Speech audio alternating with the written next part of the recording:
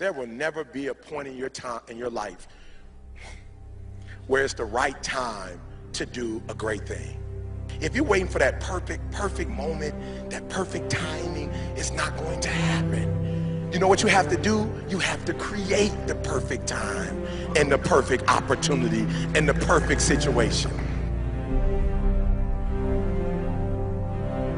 So that a lot of people become comfortable. They stop growing. They stop wanting anything.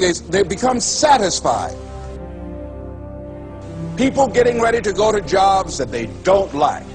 Jobs that are making them sick. You see, when you're not pursuing your goal, you are literally committing spiritual suicide. When you have some goal out here that you're stretching for and reaching for that takes you out of your comfort zone, you'll find out some talents and abilities you have that you didn't know you have. When the messenger of misery visits you, what are you going to do? What will keep you in the game? There are things that you think you'll never need to know, that you may only need to know one time in your life, but that could save your life because you had that knowledge. Unless you attempt to do something beyond that which you've already mastered, you will never grow. What is it that you looked at some point in time and you decided that you couldn't do it, that you talked yourself out of it? You're waiting on your next door neighbor to make it happen for you, it may not happen. If you're waiting on your mother or your father, they may be so ancient in their thinking that they don't understand this opportunity that you have. And if you're waiting on them, it may never get done. You don't beg average people to be phenomenal. You don't beg good people to be phenomenal. You just are phenomenal, and you will attract phenomenal. What reason can you remember that you can call on, that you can reach on, that can make you get back up? Find that reason. If you're not where you are, if you're not where you want to be, if you don't have what you want to have, if you're not where you think you should be at this particular place, it has nothing to do with the system, but it has everything to do with the fact that you're not making the sacrifice. I want you to make that dream become a reality, because if you don't, you will be working for somebody else to make their dreams become a reality. Everybody is against you or don't believe in you no more. And let me tell you something, that's a lonely feeling. It's a lonely feeling, particularly people that you're doing it for. Most people take their greatness, take their ideas to the graveyard with them. Listen to me, if it was easy, everybody would do it. There are people right now who are working who don't want to work. There are people who hate their jobs, but they keep getting up to do it. The wealthiest place on the planet is the graveyard. Because in the graveyard we will find inventions that we never ever were exposed to. Ideas, dreams that never became reality. Hopes and aspirations that were never acted upon. The question is, what are you going to do with your time? What drives you? And greatness is a lot of small things done well. Day after day, workout after workout, obedience after obedience, day after day.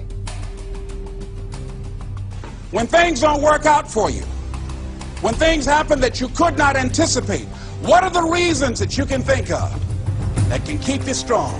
You will never ever be successful until you turn your pain into greatness, until you allow your pain to push you from where you are to push you to where you need to be. Stop running from your pain and embrace your pain. Your pain is going to be a part of your prize, a part of your product. I challenge you to push yourself.